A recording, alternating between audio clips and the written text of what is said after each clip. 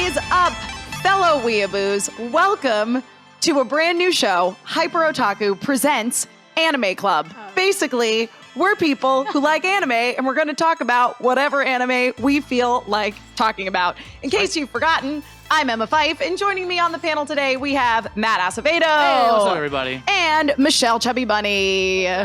It's great to see you guys, to be gathered around a table, just talking about anime. Here we are. I'm really happy we're doing this. Like, it feels like high school again. I love it. It does. I mean, that is the idea behind the show, is that we're just going to pick anime series that are, for the most part, easily accessible to the public, and we're going to talk about them. And it doesn't matter if they're new, if they're old, if they're whatever. It's just going to be a thing. Did you guys have anime clubs in high school? Oh, yeah. I didn't have one in my high school, but there were sort of like Parks and Rec, like outlier anime clubs. First of all, that's amazing. That's too early. My first Yeah. anime club was college. But Oh, okay. dude, like anime clubs outside of school. That's amazing. You know, I'm pretty to me. sure that Danbury High School, because I grew up in Bethel, Connecticut, and Danbury High School, Danbury had a population of about 60,000, which normally, I mean, that's huge, but normally when you have a city of that size, you have multiple high schools, but they only had one high school for the entire city, unless you went to private school.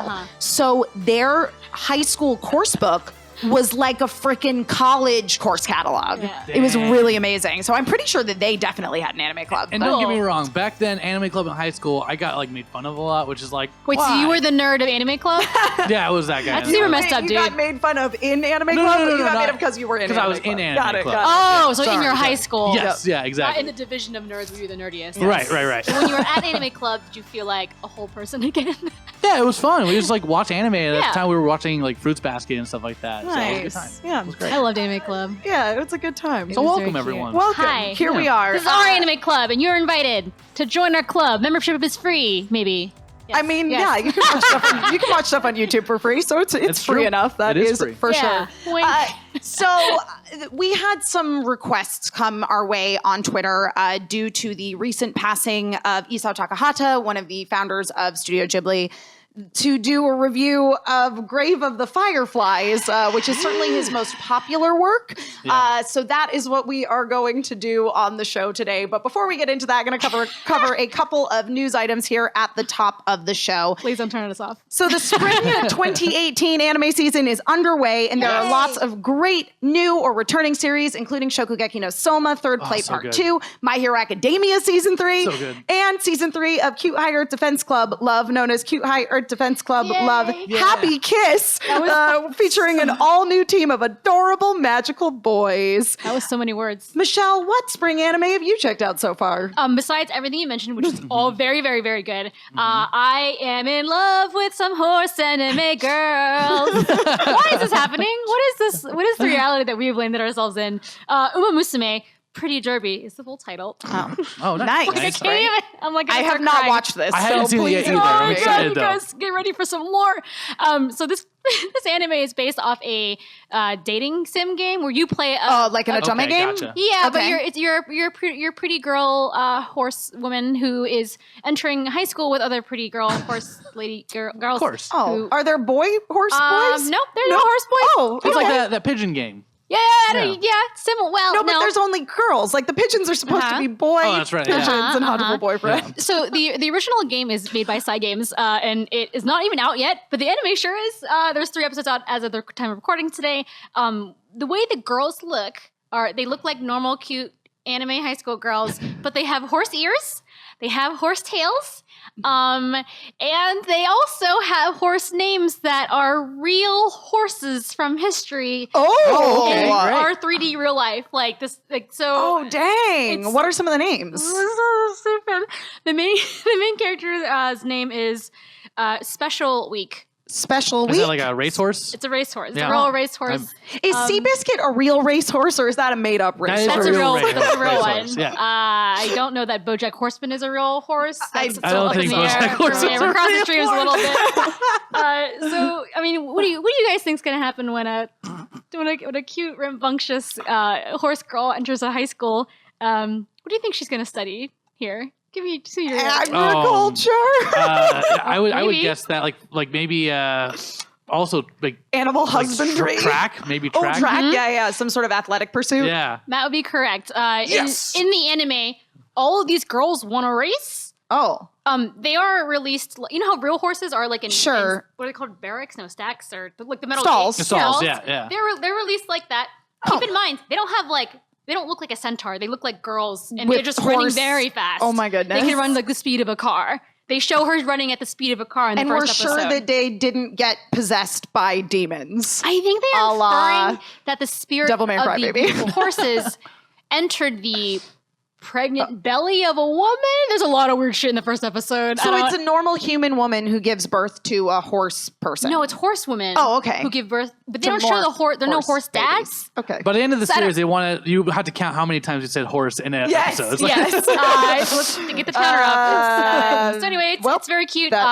If they win a race, they have to do an idol concert. Of course. That's what you do. Of course. That's the top 3 makes do a perfect fucking sense to idol me. concert in Perfect sense. And it's buck wild, and you guys should watch it. And I really like it. I will Sweet. definitely, I'll definitely have to give that a shot. check that out. That sounds pretty bonkers. I'm in. Next on the docket, hot on the tails of the series' 20th anniversary and a brief appearance in Steven Spielberg's nostalgia trip, Ready Player One, Cowboy Bebop is in the spotlight once 20 years. again. Wow. Yep. Good Smile Animate Cafe announced that starting May 15th, it will host Cowboy Bebop-themed goods and menu items at both its Osaka and Akihabara locations. Though, as of yet, there aren't any specifics on exactly what these items will be. Matt, are you jazzed about a Cowboy Bebop cafe? I'm pretty jazzed about it. I hope they have like an Ein dog or something. I don't know, like a That hot would be dog. amazing. if Just it a was real dog. No, I was Yeah, going to yeah. say if it just turned into like a corgi cafe. Yeah, exactly. I'd be Yeah. so down. They just had a bunch of dogs. They call them Ein. It's like they'd be so Yeah. confused for the corgis. Uh-huh. But Yeah, I would be super duper down I will with that. point out that usually the anime cafes are kind of disappointing though, like not to be a super bummer. It's just like they print out coasters and then there's like a drink that's like red and you're like, that one's this Yeah. character, Dunzo. yeah. I mean, the artwork that they have advertising it is done by the Cowboy Bebop character Yeah, that looked designer, cool. yeah, Toshihiro Kawamoto. Yeah. So, I mean, so far so good, but as we say, we Yeah. haven't really seen too much of it, so that remains Don't mess it up, to be Animate. seen in the future. Yeah. Do it right. Do it. And Please. finally, the penultimate chapter of the Digimon Adventure Tri film series, Digimon Adventure Tri Coexistence, will be in theaters here in the US May 10th, thanks to Toei Animation and Fathom Events.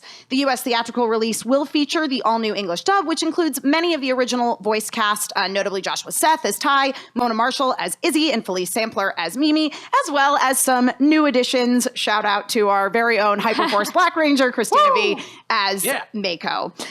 Here's a little sneak peek of the upcoming film.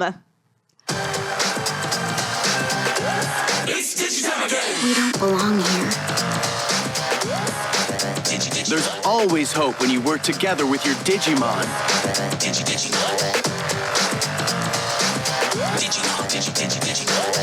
We have to work together to save our friends.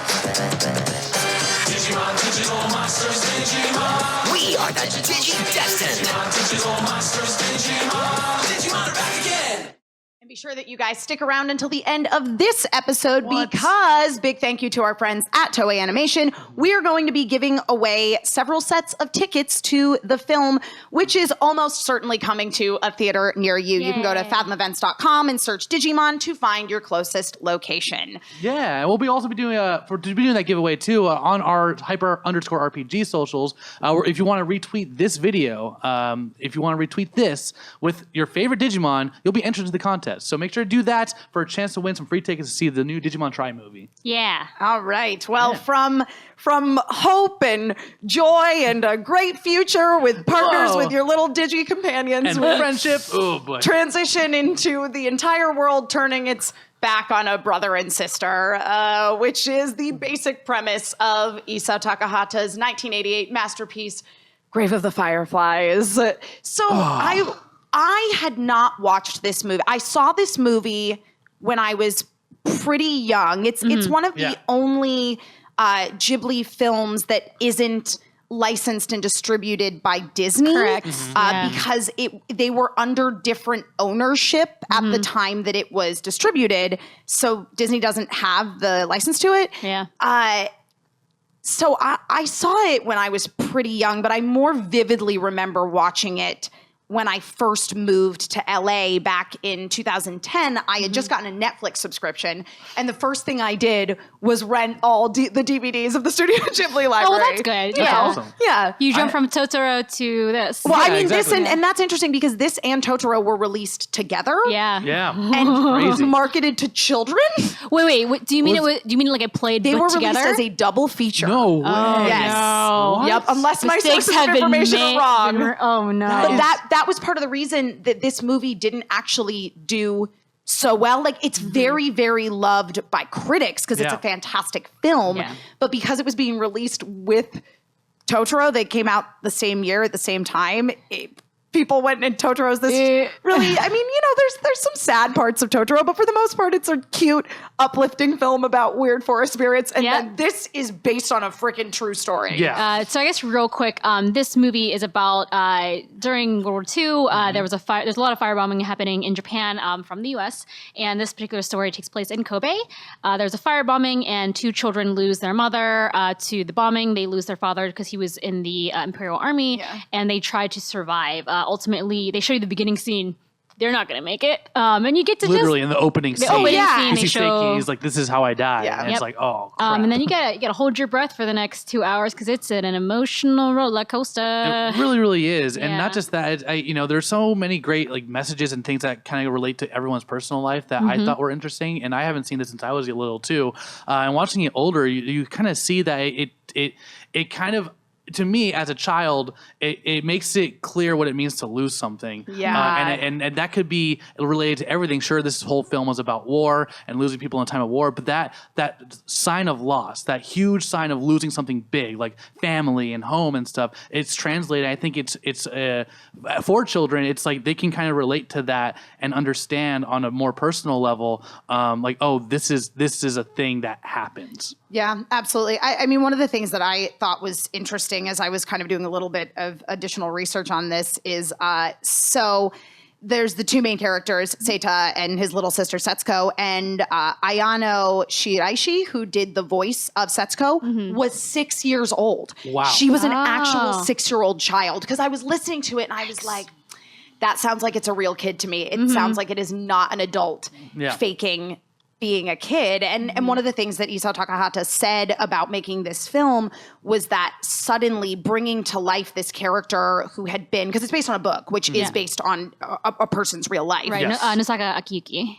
And when he was bringing Setsuko to life as a character in this film, he suddenly was faced with building something that was a lot more real in a way than the character that was in the book, because he's like, well, she's 4 and she has, when you're 4, you start to really form this idea of being a person. And so she has her own wants and her own personality. And I think that, God, she's one of the cutest and most tragic characters in any anime ever. Absolutely. And, watching the film too, it's, you kind of think like, was there something that Seita could have done to prevent this happening? And if you look at how the film portrays everything, he is put against the odds. He's literally left. His mom dies in the beginning, and there's a choice that he has. It's I think the choice is when he's standing. There's a scene where he's standing in the wreckage with Setsuko, and he's like, there's the pull-up bar, and he's like kind of like looking and taking in the whole everything, the destruction, the scenery, and to me that's the moment he made a choice. Does he go on and like serve and like fight, or does he stay there and be a guardian for his sister? And what does that, not just a guardian, but maintaining that innocence and that childhood, and that moment when he goes and like, look what I can do on the pull-up bar, like, and starts doing flips and stuff. That's the moment he I think that he has decided that that's the life that he wants to do, is keep that innocence and keep Setsuko, like have her have some sort of childhood in this world of wreckage. Yeah. I've seen some reviews that regard that, and this is not my personal opinion, but I've seen some reviews that regard his decision to, it's about keeping his childhood, but it's also not conforming society. Sure. Right. His refusal to, just join the war, because he's old enough, he's 14 in the movie. Yes. He's old enough to join the war effort, and then he would have been making money. His sister would have been put with his aunt, and then they would have lived, if you think about it. Would they have though? Well, I think they would have been more likely because they would have had like income, and she would have had a place to go. She might have not made it, So but I'm just saying. But I think but I don't personally think this is correct. I think you're right. I think it's about holding on to childhood. Yeah. And the movie ultimately teaches us that you can't hold on to that. Like you Right. have, at some point you have to grow Sure. up, and this is kind of like the ultimate, this is the consequence of not doing that. And oh God, I was reading up on the real story of why the author wrote this. He also had a very similar experience. During the fire bombings, he lost his parents, and he had his younger sister. And during that time, he was always scavenging for food. And when he was feeding himself first and his sister second. And then she died of malnutrition. So his dealing with the guilt of that, like, I think, because he was a child when it happened. Right. Yeah. His dealing with that is like, I didn't know. Yeah. But I still did this. I still have to take responsibility for this. I think it is. It's really interesting too, because you have the character of the aunt who they go and live with for a good portion of the film, and she starts off as somebody who takes them in, and I don't know. I sort of sympathized with her in a little way when she was having them like sell their mom's stuff to get money. That all kind of made sense to me, and even the way that she put it as your mom would want you to continue to live, and rather than she's have things. she's not using these things anymore, and then she only gives them like half of the rice that they get. Right. And that's where I'm like, that's okay. where she starts to turn. And it's interesting. I guess there's 2 live action films of this. There's Dear God. There's a 2005 one and a 2008 one. And I guess the 2005 film is actually told from the perspective of the aunt's daughter. Oh, wow. The one that buys Setsuko the new shoes. Yeah. It's told from her perspective, and it's about how wartime can make people terrible. Yes. And watching this, not only is the aunt terrible, and I really upset me because like, yo, lady, these are my mom's clothes. Like, you literally have rice because this is the last thing of my mom, and that was hard to give up because this is literally the last memory that Setsuko has of my mom, of the mom, and you're just good, and that was a huge sacrifice for her. That was like. That was the nurture. That was the nurture that she had to hold on to, and that was gone. And you're gonna be this terrible person. They're children.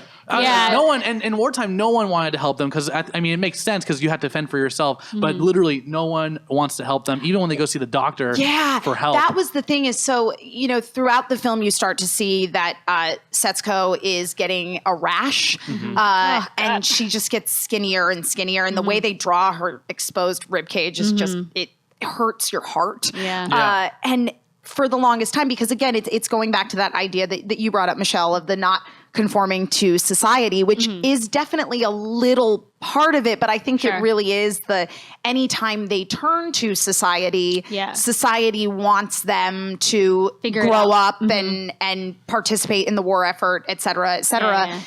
And on top of that, I have this very conflicted feeling about that scene at the doctor because I was so frustrated with Seita that he wouldn't just bring this kid to the doctor. Earlier. And however, when he finally does, the doctor goes, well, she just needs to eat. It's malnutrition. Yeah. Good luck. And isn't it right after that he goes to the bank? He's like, oh, by the way, I have money in the bank that I've not been taking out for some reason. Because he wanted to.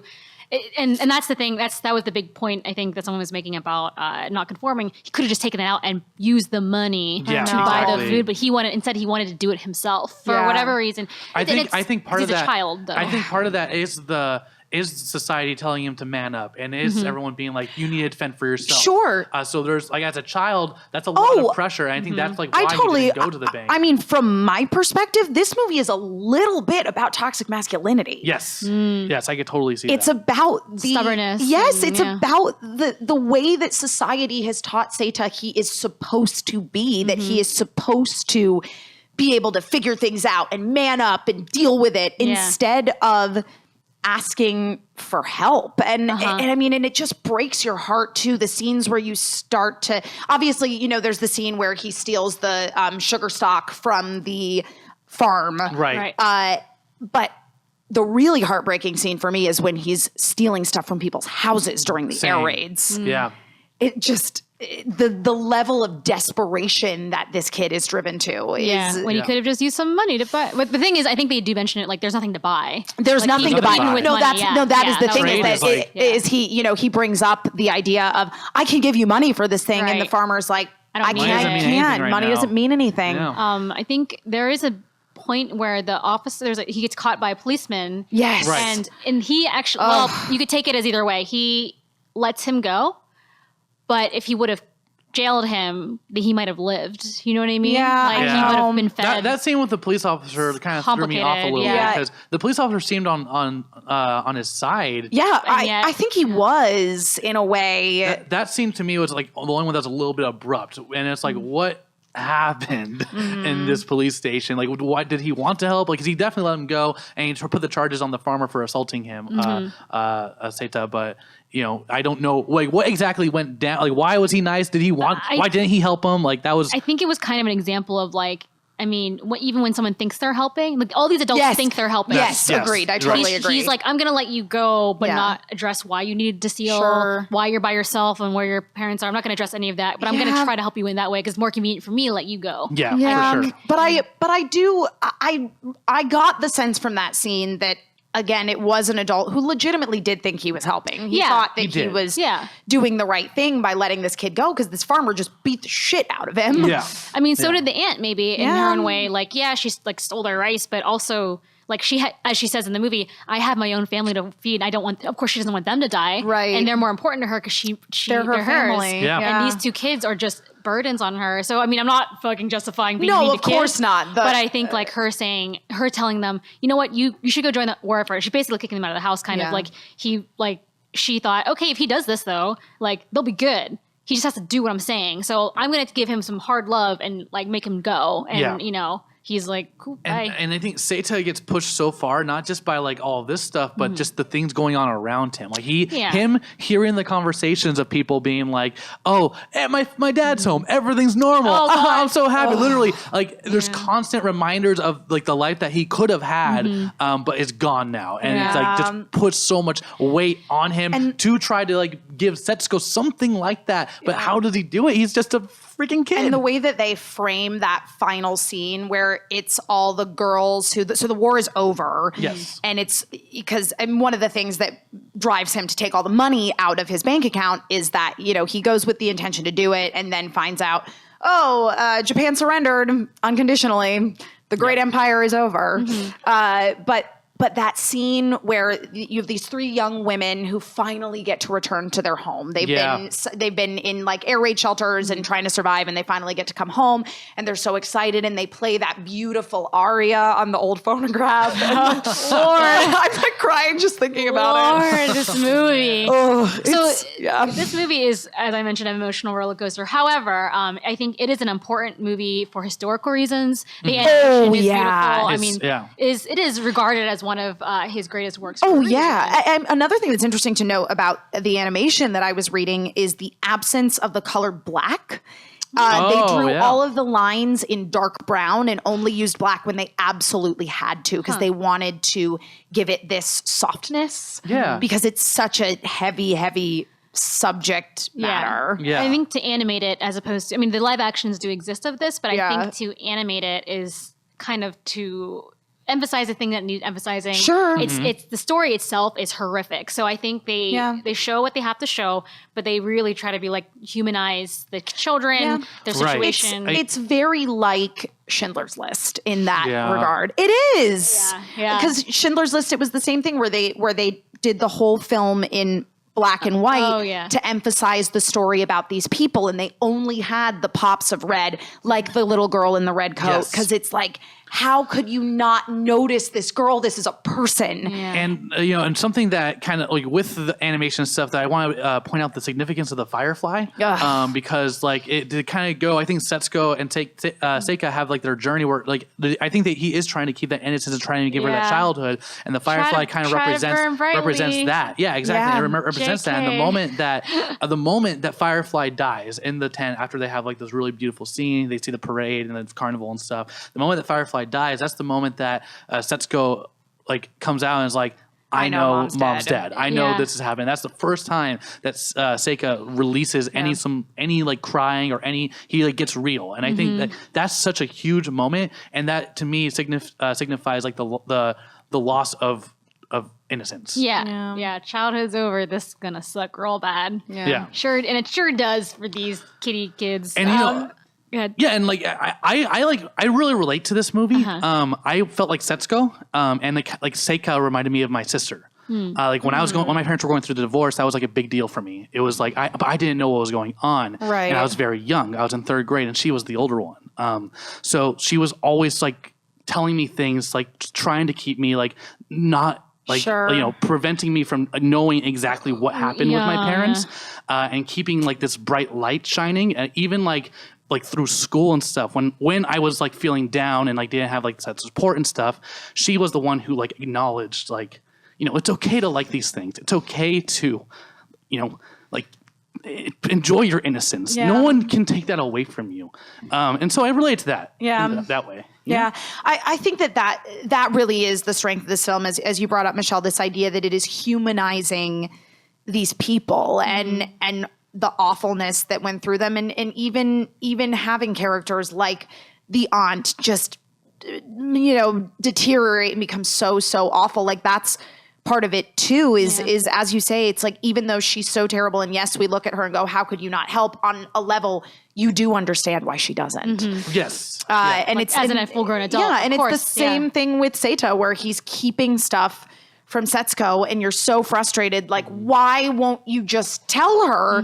And it just, the scene of her burying all the Fireflies, which was where the movie gets the title from, Grave of the Fireflies, is that moment where you can't keep it from somebody. You know what I mean? It's like, and you really can't do it. Kind of relating that back to my personal life, there was a moment, like, I understand that burden as like an older sibling, where you kind of feel like you need to protect the younger, like, you need to protect, like, I need to protect my brother, I need to protect my sister. And I get, like, she felt like she needed to be strong for me. And she, like, we talked about this, and like, it's fascinating. I like really related that to my personal life, even though, like I said, it's about war. I still think it connects to like big signs of loss for anyone. So yeah, absolutely. So woof. This movie, guys. Welcome to the first episode of Anime Club. I have the Blu-ray of this that's released by Sentai Filmworks, and I will say that it's good. I don't find their stuff to be as good as like the Discotek releases of Discotek Media does really beautiful Blu-ray releases. So that's the only thing I will say is I felt like it didn't look quite as crisp as some of the other stuff that I've seen, but still, this is a movie that's totally worth checking out. Guys, it's heartbreaking, but it is so incredibly good and beautiful, and it just. I think truly, if you haven't seen this film, like, you need to see this one. I think truly it shows that anime is not, as we always say, anime is not a genre. It is a storytelling medium. Yes. And anime can be little kid stuff. It can be Dragon Ball. It can be serious war stories. So it can be all these things, which is why we love anime so much. Yeah. We don't love all of it, but we love the things we love. Yeah. There's nobody that loves all of anime. That's like saying I love all of books. But we sure do love every book that ever came out. I fucking love it. But we sure do love magical girls with horse heads. Oh, yes. Bringing it back. But this movie is art, and it is. It's incredible. Required viewing. If you say you love anime, you need to see this film. You absolutely do. So, guys, that's our first episode of Anime Club. What are your here. thoughts on the film? We'd love to hear from you guys. Yeah. And don't forget too, the Digimon Tri giveaway is happening. Go to hyper_RPG, retweet that tweet that has this video in it. It'll be pinned at the top. And they have to say your favorite Digimon. Yes. And we will be giving away 5 sets of tickets. So lots of opportunities to win. Be sure to share this with all of your friends, get the word out there, and get out to theaters to see Digimon Tri on May 10th. Thank you guys so much for joining us. Let us know, also tweet at us, write in the comments, tag us on Instagram, and let us know what other anime series you would like us to discuss. Bonus if they're streaming, particularly on like a Hulu or a Netflix, because we know not everybody has Funimation or Crunchyroll subscriptions, though they're totally worth it, in my opinion. So that's it for this week's meeting of HyperOtaku Anime Club. We'll see you guys next week. Meeting adjourned. Do we all do this? What's up, weebs? While we know many members of the HyperRPG community are seasoned otaku, for those of you who are relatively new to anime, you might hear people throwing around terms like shoujo or shonen, and you're not really sure what that means. Never fear, the trusty pseudo-experts of HyperOtaku are here. Shoujo, in regards to anime or manga, means titles created for a teenage girl target demographic. Some popular examples include Sailor Moon, Cardcaptor Sakura, or Fruits Basket. They tend to feature middle or high school aged female protagonists, pretty boys who are in touch with their feelings, and at least a little bit of romance. Shonen is the opposite, stories that are created with teenage boys in mind. If you've ever watched Naruto, One Piece, or Dragon Ball Z, then you've seen some prime examples of what characterizes shonen anime. Lots of action, teams of fighters, athletes, pirates, etc., and male heroes with a burning desire to better themselves. Now, of course, within both of these genres, there are all kinds of subgenres, like magical girls, mecha, fighting, the list goes on, but this might already be longer than a minute, so we'll save those, as well as other genres like seinen, josei, and kodomo, for another day.